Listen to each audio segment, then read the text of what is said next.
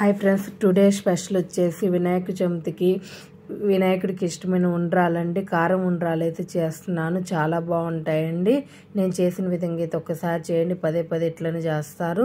ప్రాసెస్లోకి వెళ్ళిపోదాం, చూసేయండి. హాయ్ ఫ్రెండ్స్, వెల్కమ్ టు చిన్న లాక్స్. చూడండి, ఈరోజు చేసుకునే రెసిపీ వచ్చేసండి వినాయకుడికి ఇష్టమైన ఉండ్రాలండి. కారం ఉండ్రాలు అయితే చేసి చూపిస్తున్నానండి. వినాయకుడి పండగకి హడావుడి ఏం లేకుండా సింపుల్గా చేసుకునే విధంగా అయితే చాలా చూపిస్తున్నానండి. చూడండి, దానికోసం అయితే 1 కప్పు అయితే బియ్య పిండిని అయితే తీసుకున్నానండి. 1 కప్పు నిండుగా పొడి బియ్య పిండి అండి. చూడండి, పిండిని ఉడికించుకోవడానికి అయితే ఒక కళాయిని అయితే పెట్టుకున్నానండి. స్టవ్ ఆన్ చేద్దాము. 1 కప్పు పిండికి అదే కప్పు 1 కప్పు వాటర్ అయితే కరెక్ట్గా సరిపోతుందండి. చూడండి, 1 కప్పు పిండికి 1 కప్పు వాటర్ బాగా బాయిల్ అవ్వాలి.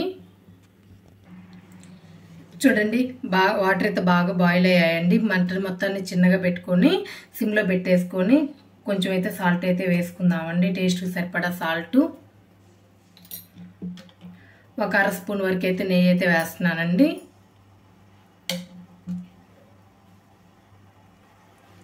చూడండి, ఇప్పుడు 1 కప్ అయితే పిండి తీసుకున్నాం కదండి. నేను వాటర్ పోయడానికి అయితే వేరే ప్లేట్లోకి అయితే తీసుకున్నానండి. కరెక్ట్గా 1 కప్పు పిండి అండి. 1 కప్పు పిండికి 1 కప్పు వాటర్. చూడండి, కొంచెం కొంచెం వేసుకుంటూ కలుపుకోవాలి. ఉండలు ఏమి కట్టకుండా కలుపుకోవాలండి. చూడండి, 1 కప్పు పిండికి 1 కప్పు వాటర్ కరెక్ట్గా సరిపోయాయి. ఇంకా స్టవ్ ఆఫ్ చేసేసుకుందామండి. స్టవ్ అయితే ఆపేసానండి. కొంచెం చల్లారిన తర్వాత అయితే చేయి పెట్టి కలుపుకోవాలి. చూడండి, పిండి మొత్తం అయితే చల్లారిందండి. ఇప్పుడు ఉండలు అయితే చుట్టేసుకున్నాము. ఫస్ట్ బాగా కలుపుకోవాలి పిండి మొత్తాన్ని.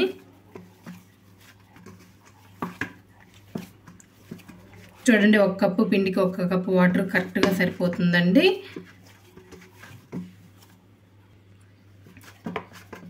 చూడండి, ఇట్లా చాలా బాగా కలుపుకోవాలండి. కొంచెం కూడా క్రాక్ రాకుండా మొత్తాన్ని ఇట్లా కలిపేసుకున్నాం కదండి. చిన్న చిన్న ముద్దలు తీసుకొని అయితే ఉండ్రాల కింద అయితే చుట్టేసుకోవాలి. నెయ్యితో కూడా పని లేదండి. చూడండి,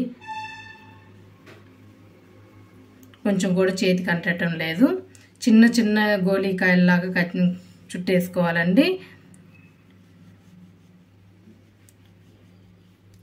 చిన్న సైజు గోళీలాగా అయితే చుట్టేసుకోవాలి. మరి పెద్ద సైజు వద్దండి, కొంచెం చిన్నగానే చుట్టుకోవాలి.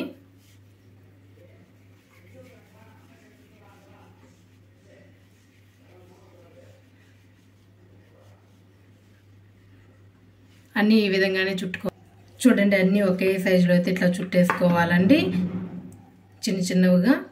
ఇప్పుడు ఆవిరిలోనైతే ఉడికించుకుందాము. చూడండి, నేను 1 ఇడ్లీ పాత్రని అయితే తీసుకుంటున్నానండి. 1 గ్లాసున్నర వరకు అయితే వాటర్ అయితే వేసుకొని స్టవ్ ఆన్ చేసుకుందాము.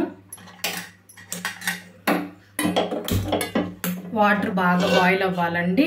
అప్పుడు దాకా మూత పెట్టేసుకుందాము. చూడండి, మనం 1 ఇడ్లీ ప్లేట్ అయితే తీసుకొని దాంట్లో అయితే కొంచెం వెన్న అయితే వేసుకుందామండి. నెయ్యి అయితే అప్లై చేసుకుందాము. అదే మీరు అరిటాకు ఉన్నట్లయితే నెయ్యి ఇట్లానే పైన వేసేసుకోండి, చాలా బాగుంటుంది.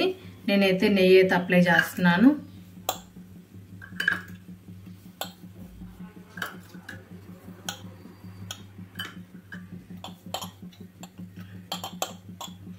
చూడండి, ఇట్లా మొత్తం అయితే ఇట్లా అప్లై చేసేసుకోవాలండి. ఇప్పుడు చేసి పెట్టుకున్న ఉండ్రాలను అయితే పెట్టేసుకోవాలి.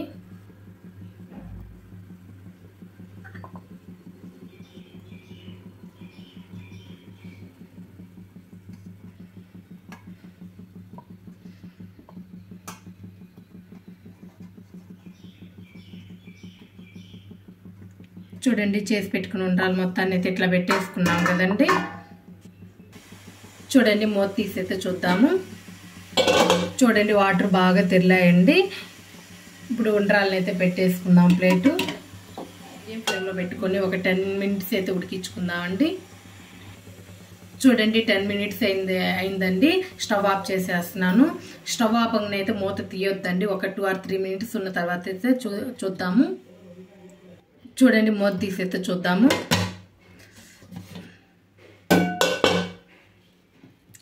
కొంచెం కూడా అంటకుండా ఎంత ఫ్లఫీగా ఎంత చక్కగా రెడీ అయ్యాయి చూడండి. చూడండి చాలా చక్కగా అయితే రెడీ అయ్యాయి.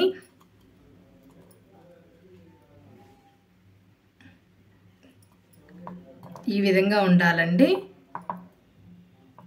ఇప్పుడు తాలింపు వేసుకుందాము. చూడండి కారం ఉండ్రాలకైతే తాలింపు కోసం అయితే నేను ఒక కళాయిని అయితే పెట్టుకున్నానండి. కళాయి హీట్ చేసుకోవాలి. స్టవ్ ఆన్ చేశాను. చూడండి ఉండ్రాల తాలింపు వేసుకోవడానికి అయితే ఒక కళాయిని అయితే పెట్టుకున్నామండి. కారం ఉండ్రాల కోసం అయితే కళాయి హీట్ అవ్వాలి. చూడండి 1 స్పూన్నర అయితే ఆయిల్ అయితే వేసుకుందామండి. ఎక్కువ అవసరం రాదండి, కొంచెం చూసుకొని వేసుకోవాలి. 1 స్పూన్నర అయితే వేస్తున్నానండి. ఆయిల్ హీట్ అవ్వాలి. చూడండి ఆయిల్ అయితే హీట్ అయిందండి. కొంచెం ఆవాలు,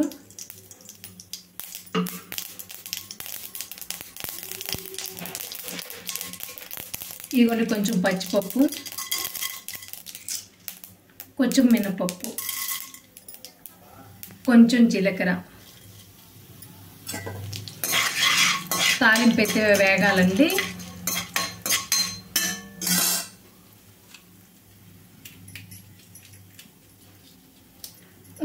ఇదిగోండి 1 ఎండుమిరపకాయ,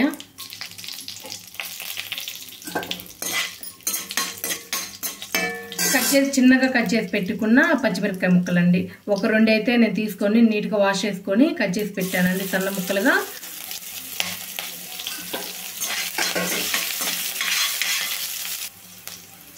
కొంచెం కరివేపాకు.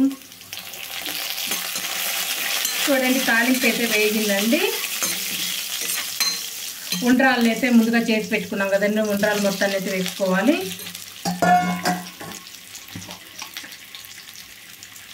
ఒక చిటికెడు పసుపు, ఎక్కువ వేసుకోవద్దండి, 1 చిటికెడు సరిపోతుంది.